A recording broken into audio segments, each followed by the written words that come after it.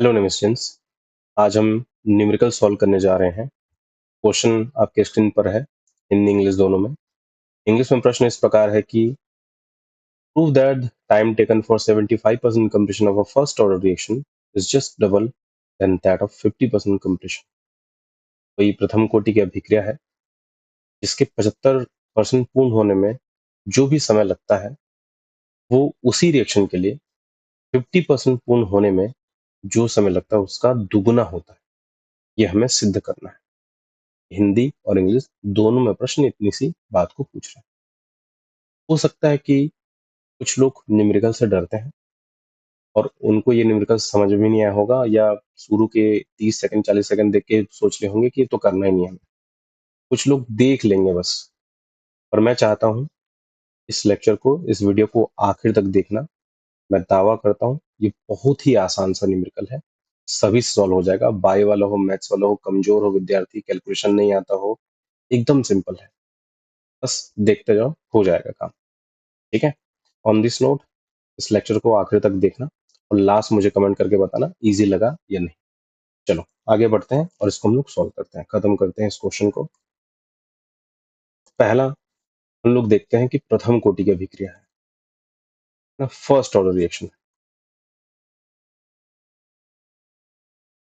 First order reaction के लिए late से कोई अभिक्रिया है आर गिब्स प्रोडक्ट। इस अभिक्रिया के लिए हम लोग मानते हैं कि जब t इज इक्वल टू 0 है, यानी कि अभिक्रिया जब शुरू नहीं हुआ है, तो जो रिएक्टेंट है यानी कि जो अभिकारक है उसकी मात्रा 100% यानी कि 100 है, मान लो बस। तो जो प्रोडक्ट है वो कितना होगा, वो अभी 0 होगा क्योंकि रिएक्शन तो स्टार्ट नहीं हुआ है, t इज इक्वल टू 0 है। ठीक है। अब क्वेश्चन के मुताबिक यहाँ पे हमको 2% दिया है, 50% पूर्ण होने में लगा समय, और दूसरा चीज बोल रहा है 75% पूर्ण होने में लगा समय। तो पहले कौन सा पूर्ण होगा, 50% पूर्ण होगा। लेकिन क्वेश्चन चालाकी से 75% को ऊपर दे दिया है ताकि हम लोग फंस जाए, पर हम तो नहीं फंसेंगे। हम लोग क्या करेंगे, पहले 50% पूर्ण कर लेते हैं। तो हमको तो पता नहीं है ना 50% पूर्ण करने में कितना समय लगेगा, यही तो पता करना है। बस दुगुना होता है, आधा होता है, ये दे दिया, सिद्ध करो बोल दिया। पर हमको समय एग्जैक्टली 1 मिनट लगता है, 1 घंटा लगता है, 1 दिन लगता है, समय तो नहीं पता है। तो हम लोग क्या करते हैं, माना कि T1 समय लगता है, तो T1 समय में ये कितना पूर्ण हो जाता है, 50% पूर्ण हो जाता है। तो 50% पूर्ण होता है मतलब 50, 100 में 50 कौन बन जाएगा, प्रोडक्ट बन जाएगा। तो रिएक्टेंट अब बचा हुआ कितना रह जाएगा, बचा हुआ भी 50 रह जाएगा, बचा हुआ भी कितना रह जाएगा, 50 रह जाएगा। लेट से कि 75% पूर्ण होने में कितना समय है वो भी हमें नहीं पता, तो हमने कितना मान लिया, T2 मान लिया उसको भी। तो T2 समय में कितना पूर्ण हो जाता है रिएक्शन, 75%। तो चूंकि इसको मैंने 100 ही मान लिया है प्रारंभिक सांद्रता को, तो बार बार परसेंट लिखने की आवश्यकता भी हमको नहीं है। परसेंट मतलब प्रतिशत, प्रतिशत, प्रति 100 में, तो 100 में हम लोग देख ही रहे हैं शुरू से, तो ये 75 है, तो यहाँ पे कितना बचेगा, 25। चलिए, यहाँ तक जो मैं लिखा हुआ हूँ ये बस क्वेश्चन की बात हो रही है ना। जो अभिकारक है उसकी प्रारंभिक सांद्रता लेट से 100 ग्राम है, जो उत्पाद में 0 में कन्वर्ट हो रहा है जब रिएक्शन समाप्त शुरू नहीं हुआ है। जब T1 समय हो गया तो 50% प्रोडक्ट में कन्वर्ट हो गया, तो 50 बचा रहा। जब T2 समय हो गया तो 75% में कन्वर्ट हो गया, 25 बचा रहा। अब हमको क्वेश्चन बोल रहा है सिद्ध कीजिए कि प्रथम कोटि अभिक्रिया का 75 पूर्ण होने में लगा समय, कितना समय मान के चल रहे हैं हम लोग, T2 लगा समय। 50% पूर्ण होने में लगा समय यानी कि T1। तो T2 और T1 इन दोनों के बीच में हमको क्या जानना है, संबंध जानना है। और संबंध क्या है, दुगुना होता है। कौन दुगुना होता है, T2 दुगुना होता है किसका, T1 का। यानी कि ये दो गुना यानी कि 2 गुना होता है T2। हमको बेसिकली प्रूफ क्या करना है, क्वेश्चन ये है, हमको बस प्रूफ ये करना है कि T2 should be equal to 2 times of T1, जहाँ पे T2 75% पूर्ण होने में लगा हुआ समय है और T1 50% पूर्ण होने में लगा समय है। कौन से अभिक्रिया के लिए, प्रथम कोटि के अभिक्रिया के लिए। तो चलो हम लोग इस रिएक्शन को आगे देखते हैं और एक फॉर्मूला हम लोग समझ लेते हैं कि प्रथम कोटि की अभिक्रिया के लिए समय निकालने का फॉर्मूला क्या होता है। तो फॉर्मूला होता है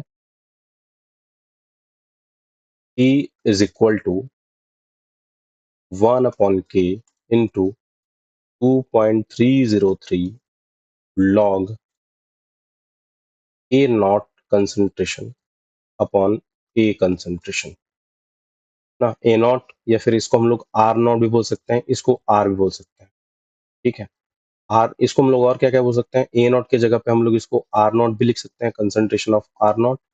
और ये ए की जगह पे क्या लिख सकते हैं, इसको आर भी लिख सकते हैं।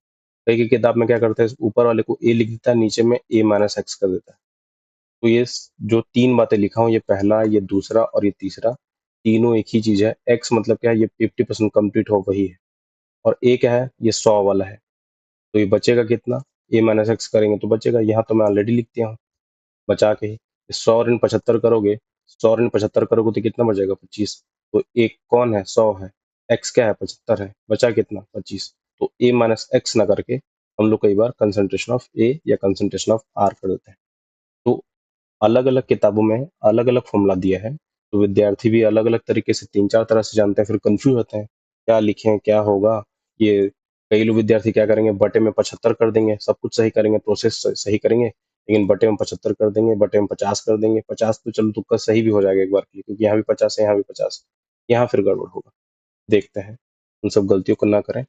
उसके हम लोग क्या करते हैं, पहले हम लोग समझते हैं T1 कितना समय, उसको निकाल लेते हैं। ये T1 है ना हमारे पास, तो ये T1 को निकाल लेते हैं हम लोग। तो T1 बराबर क्या हो जाएगा, 1/k, या फिर इसको हम लोग डायरेक्टली क्या करते हैं, 2.303/k कर देते हैं इसको। लॉग, लॉग क्या है, अपना इनिशियल कंसंट्रेशन, यानी कि प्रारंभिक सांद्रता। प्रारंभ में हमारी सांद्रता कितनी थी, 100। तो हमारी प्रारंभिक सांद्रता कितनी हो गई, 100। और यहाँ पे कितना कंप्लीट हो रहा है, 50%। तो बचा कितना अपना रिएक्टेंट, वो भी 50। तो ठीक है, अच्छी बात है। तो इसको हम लोग क्या कर सकते हैं, 50 और 100 को काट सकते हैं, तो 2 बचेगा। T1 इज इक्वल टू क्या हो जाएगा, 2.303/k लॉग 2। इसको हम लोग क्या करते हैं, समीकरण नंबर 1। अब बताओ, ये सिंपल है तो कैलकुलेशन ना, 50 दूनी 100 होता है। अब 50 तुम लोग यहाँ से ले सकते हो भाई, देख के आराम से। और हाँ, हमेशा रिएक्टेंट का कंसंट्रेशन को लिया जाता है, इधर वाले को कभी भी लिया नहीं जाता, क्योंकि जो रेट रेट होता है, या फिर जो रेट ऑफ द रिएक्शन होता है, that always depend on the concentration of reactant, never depends on the concentration of product. तो हमेशा हम लोग अभिकारक की सांद्रता को ही लेते हैं, इस बात को याद रखना। ठीक है, तो अभिकारक की सांद्रता को लेना है, इसीलिए मैं बोला अगले स्टेप में जब आएगा। यहाँ तो कोई दिक्कत नहीं था, यहाँ भी 50 है, यहाँ भी 50 है। अब यहाँ दिक्कत होने वाला है। T2 निकालते हैं, चलो। T2 बराबर क्या हो जाएगा, फिर से 2.303/k लॉग। अब यहाँ पे प्रारंभिक सांद्रता तो उतना ही रहेगी, 100। अंतिम सांद्रता किसको रहेंगे, अंतिम सांद्रता T2 समय रिएक्टेंट की अंतिम सांद्रता को लेते हैं। 75% पूर्ण हो गया है, तो बचा कितना है, 25। तो ये 25 को लेना है, ना कि 75 को। जो 75 लेगा उसका आंसर वही गलत हो गया, क्योंकि हमको अभिकारक की सांद्रता पे चलना होता है। तो यहाँ पे क्या कर दोगे, 25 कर दोगे भाई। तो 25 मतलब ये रहा 25 400। तो यहाँ पे T2 बराबर क्या बचा, 2.303 के लॉग 4। ठीक है, अब हम इसको थोड़ा सा आगे और सॉल्व कर लेते हैं, लॉग 4 को। जिससे मैं लिख देता हूँ, T2 इज इक्वल टू क्या मिला अपने को, 2.303/k। देखो कुछ लोग को ये समझ नहीं आ रहा है क्या, अपॉन के क्यों कर दिया, क्योंकि यहाँ पे 1 है, यहाँ पे 2.303 है। मैं इसको 1 ना लिख के यहीं से भी क्या कर सकता था, अपॉन के तो कर सकता था ना। बात तो वही है ना। आई होप समझ में आ गया होगा सभी को। चलो, 2.303/k लॉग 4 है।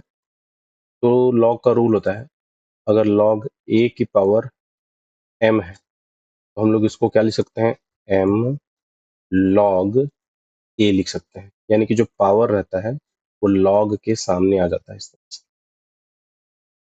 तो हम लोग इसको क्या लिख सकते हैं, T2 would be equal to 2.303/k log 2 की पावर 2 पहले लिख देंगे। 4 को लिख सकते हैं ना, 2 की पावर 2 भाई। 2 गुणित 2 करेंगे तो 4 आएगा, तो इसको हम लोग 2 का वर्ग भी तो लिख सकते हैं। तो 2 का वर्ग, अब लॉग के नियम से ये यहाँ पे सामने में आ जाएगा। तो T2 would be equal to 2.303, step by step बता रहा हूँ पूरा। 2 इंटू लॉग 2 कर सकते हैं, और ये इंटू के रूप में है तो इसको और सामने भी ले जा सकते हैं। तो T2 इज इक्वल टू मैं क्या लिख सकता हूँ, 2 इंटू 2.303/k लॉग 2 लिख सकता हूँ। इसको मान लो समीकरण नंबर 2। यहाँ तक क्लियर हो गया होगा आई थिंक सबको। अब इतने को ध्यान से देखना, जिसको मैं एक बॉक्स के अंदर बंद कर रहा हूं ना, इसको ध्यान से देखना। और ये जो तुमको दिख रहा है ना, ये वैल्यू दिख रहा होगा लॉ T1 का वैल्यू दिख रहा होगा 2.303 अपन के log 2 जो है, ये वैल्यू किसका है? T1 का है। T1 है, उसका वैल्यू कितना है? 2.303 अपन के log 2। तो इसके वैल्यू के जगह पे T1 अपन रख सकते हैं। तो इतना जो है, इस वैल्यू की जगह पे क्या आ जाएगा? T1 आ जाएगा। तो यहीं से क्लियर है T2 इज इक्वल टू 2 तो वैसे ही रहेगा, इनटू इतने की जगह में क्या आ गया? T1 आ गया। तो यहाँ से क्या प्रूफ होता है? यहाँ से प्रूफ होता है कि T2 का वैल्यू T1 से डबल है, 2 गुना है। ये देखो, 2 का गुना ही है यहाँ पे, वही उसी को 2 गुना बोलते हैं। तो यहाँ से क्या बोल दोगे? सिद्ध हुआ या प्रूव्ड या इति सिद्धम, जो जो लिखते हो, हेंस प्रूव्ड। इतना इजी था, दैट्स इट। उसके लिए हम लोग को परेशान होने की जरूरत नहीं थी। आई होप सबको ये समझ में आ गया होगा। ऐसे और भी डाउट्स आएंगे तो कमेंट्स बता दिया करो, भेज दिया करो, मैं सॉल्व करके इसको अपलोड कर दिया करूँ। ठीक है, ऑल द बेस्ट, तैयारी में रहो, मिलते हैं अगले लेक्चर में।